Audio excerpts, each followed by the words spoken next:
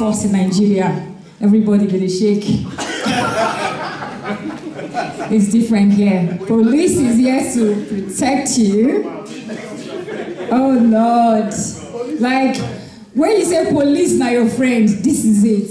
Like, you can gladly call a policeman and everything you want to be insulted, you will be insulted. So today is going to be talking about police recruitment. And don't take your mind saying that the one where they will send you for a road, they collect 20 naira, because it's different. This one is going to tell you so much that you never knew about the police force. So take your mind off the type of police recruitment you know. Bring your mind here. It's a lot more beneficial.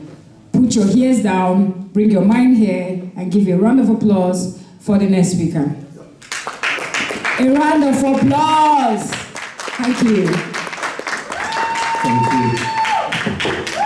You know what? I'm going to just project my voice. Oh, we've got the back up. So, good evening. I'll tell you what a long day. What a long day, everyone's tired. They want to go home, they're hungry, and it's cold outside. Welcome to Cleveland. Welcome to the UK. Obviously, I'm not a Nigerian. I'm not an African. Just in case, I'm Indian. However, we have a lot of commonalities. Yeah. My family came in the 50s. Wow. So I'm talking about, I'm only quite young now, so not young as Sade. But we have a lot of similarities. I can guarantee you, everybody in this room, you put the effort in, you will become somebody. I've seen it. I've seen the history. You know, you can go back in time, and if you had a time machine, and you can go back and look. I'm looking at all your faces, and I know you've got it in you. Because one thing that we have got in common, we work hard, we are grafters. You tell us something to do, we will do it. And that's my wife saying, where the hell are you? Sorry, can I call you later? When I get back home, I'm going to get so the social worker's gone. So I haven't prepared anything, but all I'm saying is that, you know what you put in is what you'll get out. Guaranteed you'll make a difference. Guaranteed you will make a difference. And you'll be having big houses, driving big cars, having lots of money, having a big family, you'll have a good quality of life, but you've got to make that effort. You won't just sit on, and that's it. It's not going to come to you. You create those opportunities. And like Sade said, you find the people. Sade is a really good advocate. You find the people and she'll connect.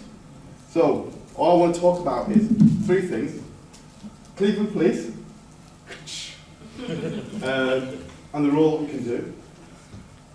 Hate crime, my colleague Oz is going to talk about hate crime, and then I'm going to finish off with recruitment, and it's going to be very short, sweet, and simple. Has anyone come in contact with the police in this country? With Oz? Do you know where the police station is? Yes. Where? Right. Have you ever been to the police station? No! No! Would you like to go to the police station? I will give you an open invitation. If anybody in the room would like to go to the police station, or look in the back of a car, this is genuine, or go down the cells, we're happy to show you around in a nice way. Not what they do in Nigeria, not what they do in India, not what they do in Africa or Pakistan.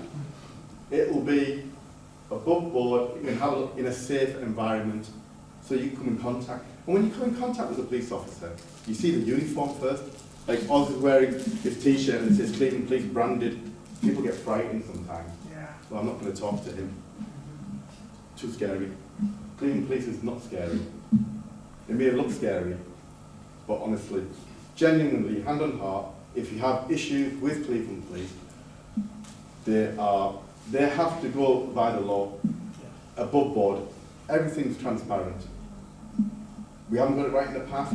That's not just in Cleveland, across the country, but they're trying to make it better. They're trying really hard to make it better. But We put one step forward, you need to put a step forward as well. But we're here to help. All I'm saying is, okay. My contact numbers and the cards, I've put my cards on here in terms of recruitment ones. If you ever go to the police station, you're not too sure, genuinely ask for Satnam Singh, which is me. I'm the only Singh in the village, so I am the only Indian guy with a turban currently. But you know what? How many black officers do you think we've got? Black police officers in Cleveland? 0. Did anyone ask you? Did anyone ask you, John? I know John a long time ago. Yeah. You're right. We haven't got any. We have 8 who've got black dual heritage. From black heritage, 8 people who are dual heritage. But we do not have any black police officers. That's males or females. We nearly had one young lady, she's not here today, and she's gone home now. But she did pass the interview. She did get into the police office. She could have been a police officer if she wished to. But her life took her on the journey. A local girl from here, which is fine. But genuinely, we are looking to recruit more black communities, not just as police officers, but in different roles and capacities. I'll do the recruiting bit now. Oh, is that all right? So, there's a QR code on here. If you've got a smartphone, scan your code. Once you've scanned your code, it'll bring you to the careers page. If you want to become a police officer, a call taker, so when you do 999 or 101, you pick the phone up, the call centre. So you can become a call centre officer. Still get the uniform, you get all the training. As long as you've got the right skills and you meet the essential criteria, we'll accept you. There is a number of issues though, and I'll come out with it now. If you want to become a police officer, we do expect you to have at least 3 years history, so we can do the vetting right. So if it might not be right now, you might think, you know what, 2 years down the line, I've just started. We need to vet you for 3 years to make sure that you're the right person, with the right skill set, and you're not hitting your children with a slipper or anything like that. As my friend said before, the social worker. And the other one, a driving license, believe it or not, to become a police officer. Now, however, if you want to be a contact officer, you don't need a driving license. We still most people have to do the same vetting checks, but there's other roles in the police. Like the lady from the ambulance service talked about, there's procurement teams, the IT teams, there's legal teams, so you can get involved in. You might be doing a degree at university in a particular area. You want some experience, come over, we'll take you. If you're doing a degree at university, you want to get some work experience, come over. We're happy to give you work experience as well. Knowledge is power, someone said at the back before, it's a lovely young lady.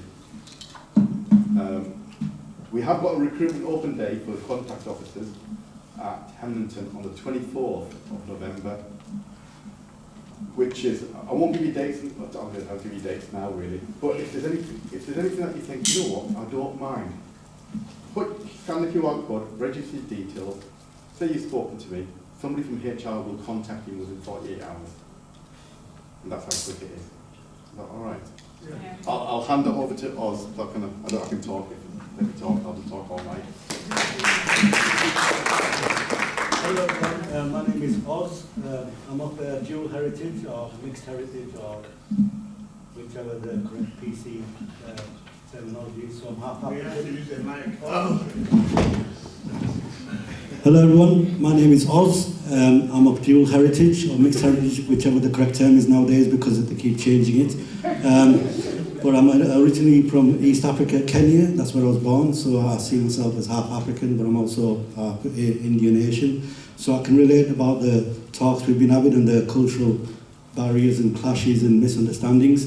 And although it's a serious issue, what the social worker was talking about, and I still get beat up by my mum with a walking stick. She's 85 years old, and but that's the norm in my culture. You know that happens, but obviously we're not living in that sort of culture here. So sometimes that can be a misunderstanding. Yeah. So my background: I've been a youth and community worker for 40 years, working across the North East and the Tees Valley areas. I work with various organisations. I work with Sade, Culture CIC, Stockton, Hartlepool, across the North East. And I've recently joined the police after serving in the British Army for 20 years as a soldier and an army recruiter and logistics. So I'm also learning, there's a bit of culture clashes with the way I've been operating and my experience in the police. But we need to learn how to adapt and overcome these sort of ways of working in different environments. So it's just basically, like Sade says, sometimes you have to know when to be quiet and when to speak and when to walk away, etc. And we've all experienced those times and moments. So with respect to what the police can offer, there's obviously what Satnam says, there's career opportunities. There's when people say police, same as when I was recruiting for the army, when I mentioned army, people thought they were going to go off to war and get shot at. But there's 101 jobs in the army. You can be a chef, you can be a dentist, you can be a nurse, you can be a clerk. So same with the police. Lots of job opportunities, call centre, HR, IT, procurement, etc. There's also volunteering roles, the specials, where you are a police officer but you don't get paid and you only do 16 hours a month. So we'll be making you learn more about these opportunities. One of the things that we are really big on is raising awareness about hate crime. And over the years, there's been more, obviously it's always been here, but it fluctuates up and down. And recently, because of the media talking about the asylum seekers and migrants and, invasion of these people, so that's going to increase the hate crime because we are all seen as asylum seekers and refugees and migrants. So sometimes someone might shout something inappropriate to you and tell you to go back home to your country, etc. So that's classed as a hate crime. Okay, so hate crime can be to do with race, gender, sexuality, disability, religion. So that can affect all of us at some point, yeah? So we need to be aware of that. And it is a very serious offence. And before somebody said something like that, be it a racist word, it was just not taken seriously. Nothing was done about it as such, and there was no follow-up with it. But now, if you report a hate crime, it's a priority. Okay, it's triage, meaning it goes to the top and it's an important thing that the police will follow up and look into. And we have designated hate crime officers that follow these incidents up. So it's important that you report. The other important reason to report is if you don't report, we don't know what's happening and there's no statistics about how many people are affected by it. So it is important that you report it. Also, when you do report, use the terminology and language. I've had a hate crime incident. Before they used to call it race and hate. Okay, now they just say hate. So that encompasses everybody. So it is important to use that word hate crime. Okay, because it could be missed or misunderstanding and not recorded as such. And also make sure you get a crime reference number so you can follow it up. And also, if you feel that you've been affected and it's affected your mental health, I've been victims of hate crime many a times, physically, verbally, institutionally, etc. And it's affected my mental health quite drastically over the years, but it's something I've learned to cope with. But it's important that if you do need help and support, we also have victim support to follow up and come and help you and give you the support you need. Okay, so that's one of the things we can help you and talk about. Like Satnam says, we can arrange visits to the police station, promoting career opportunities, raising awareness about safety, so domestic abuse, child sexual exploitation, hate crime reporting. And if there's any organisations here, I'm working closely with John, with Femi at the Students' Union. You can also nominate your organisation centre to become a hate crime reporting centre, because some people from our communities don't feel confident or feel comfortable approaching the police and reporting a hate crime, but they might go to someone like Ola or John or Femi and report the crime or incident, and then they can follow it up with ourselves, the police, and be the third party reporting incident. Okay? The other thing we can support with is attending events, meetings, conferences, and organise visits to the police station we've already talked about. So like this event, my good friend Tolosa, which I've known for many years, working in various different capacities, invited myself and Satnam here. So if you want to do any events that you think would be appropriate for us to come along, I will be staying back a bit, so I've got some other literatures and contact numbers for emergency contacts, non-emergency contacts. So come and get some leaflets before you leave, okay? And any questions you need to ask. And also, when we are attending any events or any groups, if you yourselves want to talk about any incidents or report anything or have any concerns, you're welcome to come and discuss that with us as well. Okay, thank you for your time.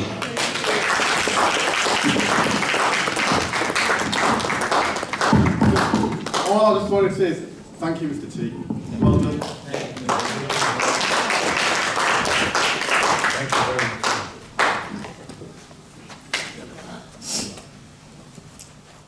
That was very cold. I think we can do better. Please, a round of applause. Like, what do you think he was going to talk about? I mean, you should be happy that we have this kind of gathering, you know. So next up is Mr. Chijioke. A round of applause for him. He's going to be talking business with us. Everybody is learning about immigration, this, that. Let's hear about business. A round of applause for him. Thank you. Thank you, Jay. My name is Chijioke. I founded DNest Limited. I think the idea of wanting to sort of speak to us here is to let each and every one of us know that you can pursue those things you are passionate about. I came here in 2010, worked for so many years before I set up my first business. Maybe if I knew things I know now, I probably would have done it earlier. So let me tell you about DNest. DNest is I set the company up following experience my cousin that moved here with his family had. So in terms of accommodation, the difficulties they had, this was last year, September. And then I started thinking, what can I do to make their life easier? I spoke to Teesside University in one of the events, networking events I attended. And from there, within 6 weeks of that, I've already been provided with funding of how to, to support me to start up that business, that idea that I had. So, and that's why I'm here. I know some of us might be on student visas, which means you may not be able to start a business, but there are dependents, there are people who are already graduated, are currently working. There are supports that's available for you if you want to set up your own business in this country. When I looked at a lot of the students in Nigeria over the time that ASU was on strike from February, everyone I know was doing one business or the other. Whether it's on Facebook, on TikTok, on Instagram, they are always selling something. So whilst we are in Nigeria, we did business. I did business as a student, even after I graduated and I was working. How come when we come here, where there are now so much opportunities for us, we sort of divert our attention for those things that we've actually succeeded in the past? So I think that's the idea. There are several supports, whether you are a startup business or whether you're already an existing business and wants to scale up. Teesside University is now playing an important role within the Tees Valley in terms of funding support. Sometimes most of these support may not be just to give you money to build a website or to rent a store. It could be the trainings, the skills, or tools you will need to make your business start yielding profit or to even start it up in the first place. I have had the opportunity to speak to some of us here. I've had sessions with some of the guys here. I've dragged people to events. I started wanting to reach out to our people when I went to Grow Tees Valley event last October. And with over 200 business people that were there, I was the only black person. It made me uncomfortable, But then I think about it and I see the problem we had was information. Maybe people who already own business or who would like to attend such events to hear what sort of support that's available to Tees Valley businesses didn't know about that event.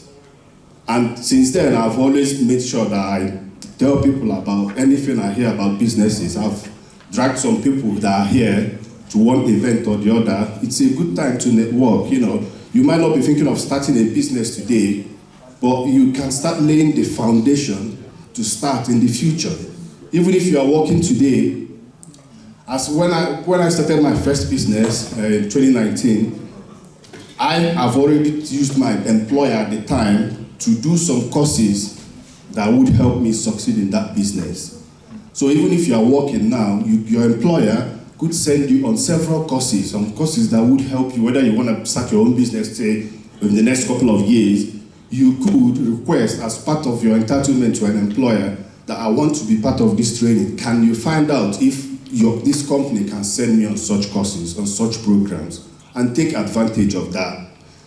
You would not believe the amount of support that's available to businesses, small businesses within the Tees Valley, for instance.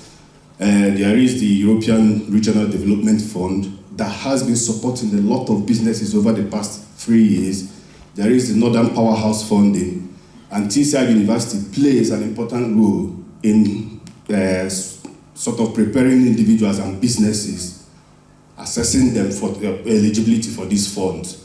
And most of us happen to be part of this institution, which means that we have access to those people, we have access to those information, we have access to those support that we need if we want to start our own business. So I know, when we come here, we think about how do I stay, and one of those ways is to find a job, that keeps you. But then, over the years, are you doing something you're passionate about? Whilst you are working, you can also look at, what kind of business that I will set for myself. What is it that I'm interested in? I've been speaking with a lot of people. There is something that we may need in Teesside here or Middlesbrough here, but no one is talking about it. There are sort of investments, that whether it's grants, whether it's where someone equity investment in your business, but those support is available. So I know some of us are business owners here as well. Some of us own a non-for-profit. But what we are saying is that if you have any intention of doing your own business tomorrow, there is support for you. There is financial support. There is support to provide you the skills. There is support, whether it's for space for you that you need, but the support is available. I've left my card here. I'm happy to link in with the Teesside guys as well. We have a Nigerian that also works with one of the organizations in Teesside University that support these businesses. And I'm happy to connect everyone. And one of the things I encourage each and every one of us to do is, if you have that intention, or if you want to know how running a business in the UK is like, go to networking events, and there is so many happening. It's free to attend, and you get to speak to business people, and you get to listen and get this experience of people who have run their own business in this country. So I think this has been an interesting night. It's good to see. I've seen a lot of experienced faces here, very old faces. I have people that were here before me, and people that I met,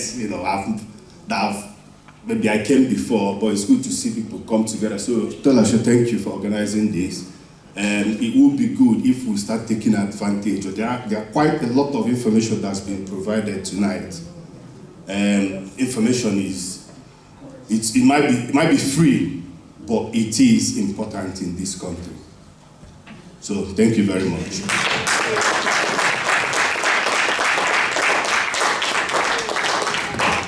Thank you very much, Mr. Chijioke. Our next speaker is going to be Dr. Wilson. He's a general practitioner. But before he comes up, let me also remind us that, just like Mr. Chijioke has spoken, looking for a job is good, but like he talked about passion. Once you get that job, you have to switch back to your passion, which is business, because by that time you already have access to the facilities you need to push your business. Don't just put your mind in, I have to get this job here and there. There are jobs, but always do your passion on the side. So once you have the opportunity, you just act onto it. Because if you don't do that, that's why it's very hard for a lot of us to say, it's very easy for a lot of us to say, I'm looking for a Nigerian to employ me, or I'm looking for an African to employ me. But there are no plenty African businesses, because when many people came, they just focused on getting a job and they stood there, they are tired to really pursue their passion. So how to build your own business is just exactly what he said. If you want to get his number, if he's going to tell you more, you should also meet him before he leaves. So next in line is Dr. Wilson. He's a GP and he'll be telling us so many things we have to know about access to our GPs. A round of applause for him, please.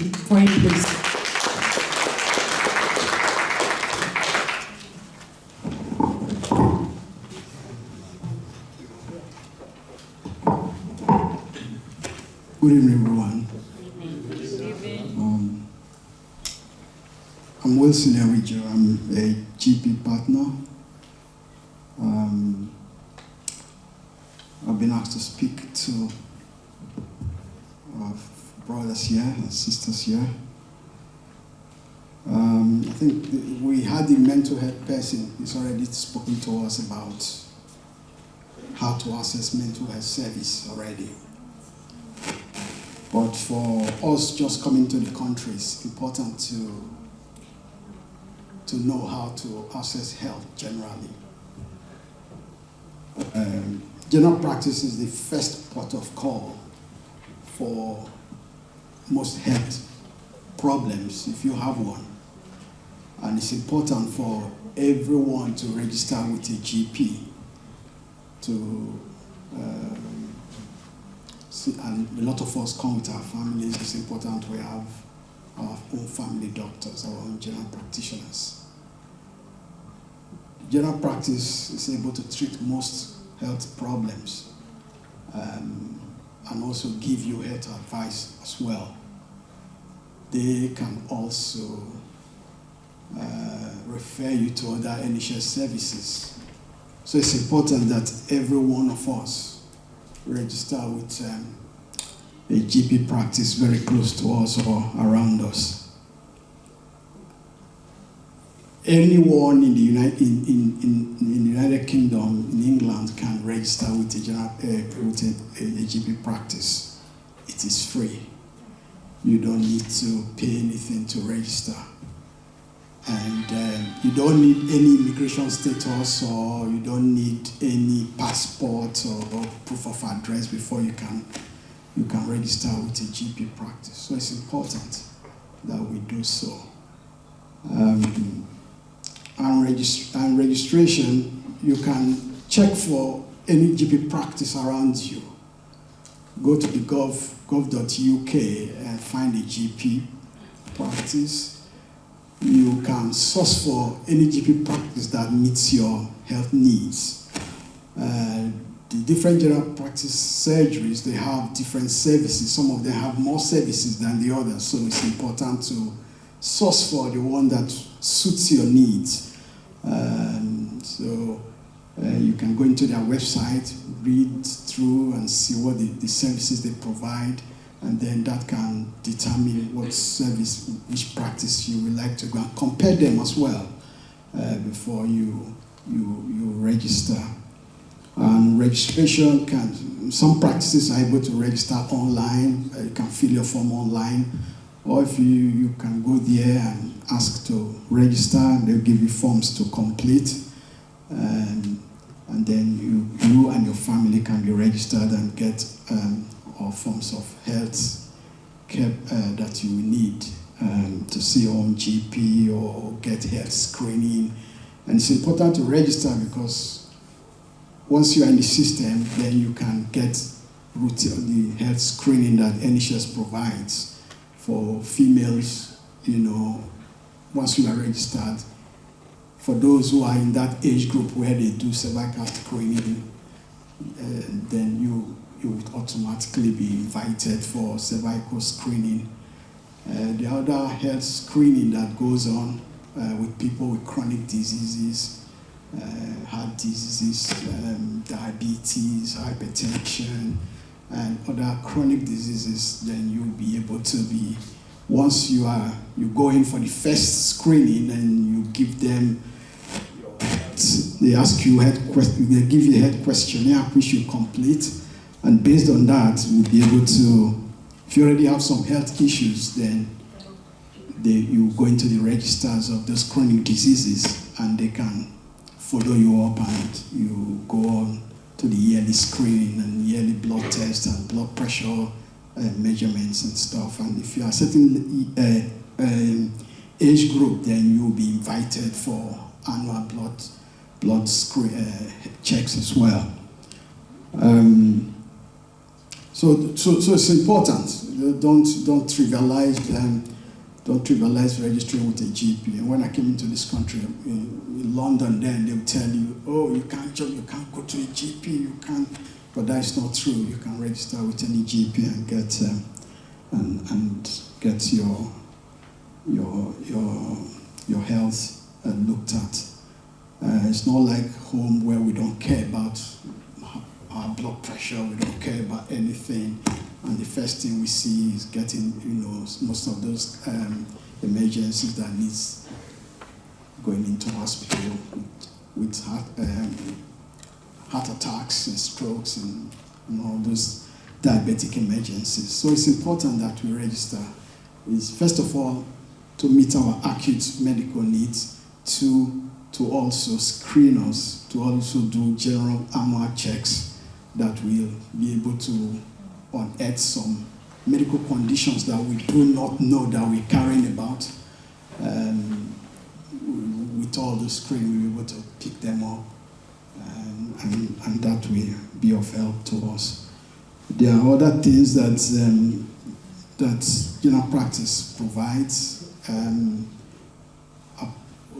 As I said, we can refer to, we are the gatekeepers, where we are able to refer to other services, hospital services, acute services that can help us if we need surgery, orthopedics, and different ones. But of course, the general practice run certain times of the day.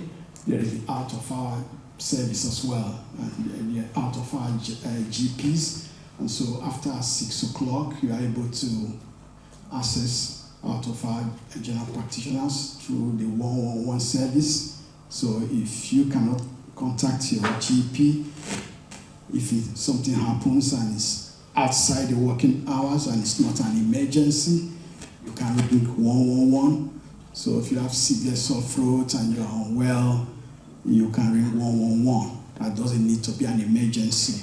But of course, if you have chest pain that is not going, you're breathless, severely, it's an emergency, then you need to call in 999 so that you can be seen quicker.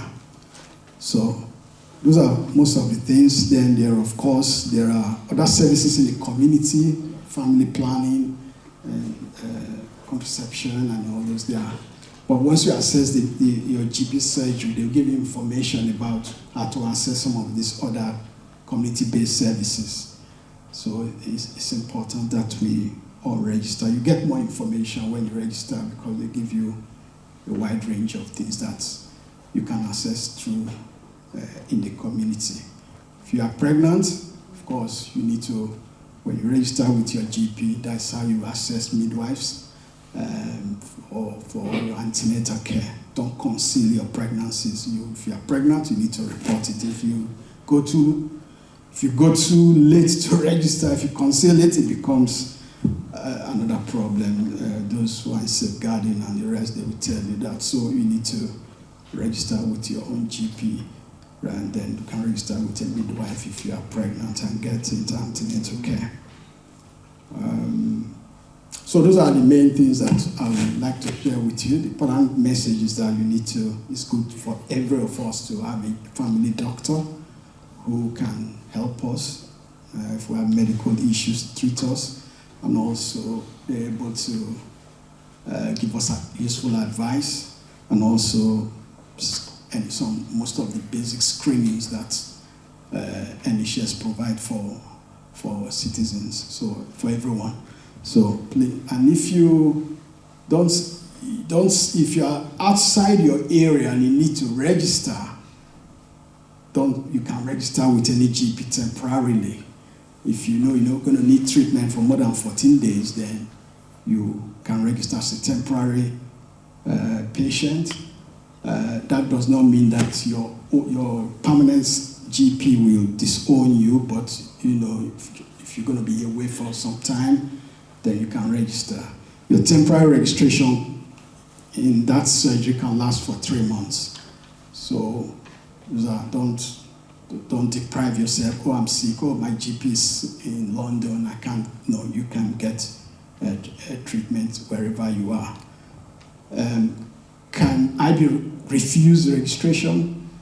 Yeah, you could be refused registration if the practice is no longer taking new patients, or you are far away from the area where the GP surgery covers, because if you register with any GP, the GP have a responsibility the duty of care is with them. So, for example, home visits. If you are very far away and you call for a home visit, it will be difficult for the GPs to travel that far. So they always advise you get a GP that is within your area. So they might reject and say, well, go to an area close to you to register. The other reason why they could refuse you is if you go there and make trouble, or you've caused problems in that practice, they might kick you out. If you are violent or also to staff or so, they can kick you out of the practice, in which case your registration can be refused. You can change your GP practice as well. If you feel that the services they are giving is not good, you can move to another service, move to another GP service. So those are the basic things I can share with you, and I hope it's useful.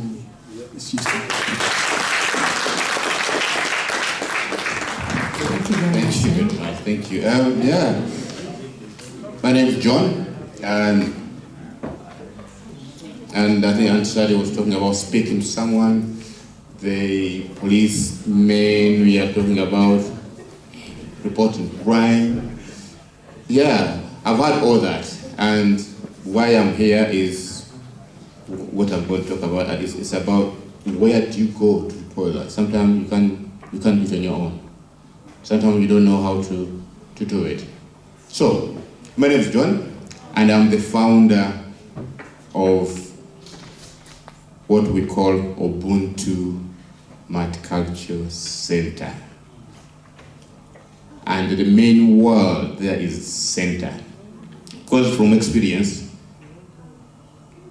before I started Ubuntu, I got frustrated, I got annoyed, and because I didn't have nowhere to go where I can relate to people in that office. I wanted people who would understand me, or probably who would look at me without asking me, hey, how can I help you? Okay, I just need to talk to someone, but probably I can't answer that question, how can I help you? And so I needed someone who, you know the African way, you come in office, smile, hey man, how are you? Is it raining? Oh, are you very cold? There's always start our conversation that puts you at ease talking to people. But of course, you have to learn the culture here, yes, but you can't forget our humor, African humor. We need it, we love it. So I was looking for that, and that's one of the main reasons why I set up Ubuntu Multicultural Center. I wanted a physical space where you guys can come in, talk to me in private if you want, or talk to anyone, where there's no formal way. But of course we can do formal way. If you want to talk to me in private, I can take you upstairs and we talk, but where it can be informal. Come and have a chat, talk about something. As you talk about something, you learn something. You get it? So, Ubuntu Center is located on Clifton Street, not very far away from here. And it's Blackhead. I work with my wife. Not very strange, isn't it? Sometimes you could work with your wife, sometimes when you are annoyed at home, sometimes you don't want to look. But yeah, we just have to keep it like that. But we work okay, we're very okay with together, and I've got other employees. But the main services that we do, about 3 or 4 or 5, is we run an eco shop. What's an eco shop? Is it free food? Maybe yes, maybe not. An eco shop is where you pay £2 and you get 10 items. £2 and you get 10 items of your choice. If you are struggling, and I've seen many students who've just come in, they are trying to get the dimension, the direction of where to go, and they don't know, how even to count money, yeah, and they want to save a little bit before, and which is okay. So they come in with their £2, and we give them 10 items of their choice. And it's what we have. That normally we get things from Fresh Air or from supermarkets. Now those food stuff are near to the end of the what you call expiry date, but we don't normally use that word expiry date. It's the day before, the basic before, things like that. So the food is okay to eat, but because of the rules and regulations of this country, it can't stay on the supermarket shelves, so it has to go. And we just go away, or sometimes it has to be thrown away. But what should food be thrown away? Well, there are people who might want it. So we have that eco shop every Monday, Wednesday, and Friday. So if you want a bargain, and if there's something, just come to our eco shop. Another thing we do, this is my passion, because I'm a mathematics teacher by profession. So I like helping kids, because I know in this country you need to be able to pass. If you pass mathematics as well as English, everything is okay. So I want our children, and I'm passionate about it, I want our children to pass mathematics. So I've set up a homework club every Wednesday. So kids come and I give them 20 minutes one-on-one. We go through their problem and I support them. So if you got children that are struggling with math, talk to me, see how we can do it. But if you want one-on-one, I need money as well. I can ask for a fee for a full hour or 2 hours where I can teach your children mathematics. So another thing is music sessions. I used to play music when I was young, and as you know, music is another language that people understand. So we're teaching children as well on how to play keyboard, guitar, sing every Thursday in the evening. So those children who are at least 5 years plus, you can send them to us, and they love it go. Sometimes it's about introducing something to the children. Let them play. They don't have to be very, very good, but at least that stays with in their heads, and you never know. You might be the next. Well, with this guy who sings one leg in Nigeria, they can beat that guy who sings one leg. Mr. T, you know that, don't you? Yeah. So we do that. These guys were talking about hate crime. Many people don't want to be identified as reporting hate crime. But when you come to us, there's a better way that we can conceal you, maybe, not them to know who's reported. But the main important thing is that crime has to be reported. When you report crime, at least we put down the jigsaw that this guy reported, he was reporting from here. So it helps us to combat it if you report. But if you don't report, nobody will know, and probably that guy, the commuter, will continue to do the same thing. But if you don't want to be known, come to us. We can report that hate crime to them without your name being talked about. We have a women well-being group. In terms, for example, our women need to talk to someone. They need to be able to have someone to talk to without being realized. I can see I've got many men. Okay, probably the ratio is okay, but at the center we try to help women be able to talk something, be able to talk without being restricted Yeah, sometimes if women want to talk to us when their men probably don't need to know, because they would just want to express something, so they've got their own group where they can come and talk about anything. And as you know, talking is good. Talking is very good. If you don't talk about something, you never know where you can get help. And men as well, I know you don't want to talk about things, but we have a group of men. You can come and talk. We've got issues of mental well-being in this country, and men are highest because we think we are very, very strong. You don't want to talk about nothing. But if you're struggling, you can come and talk to me in private, or we can set up a day when everyone comes and we talk about anything.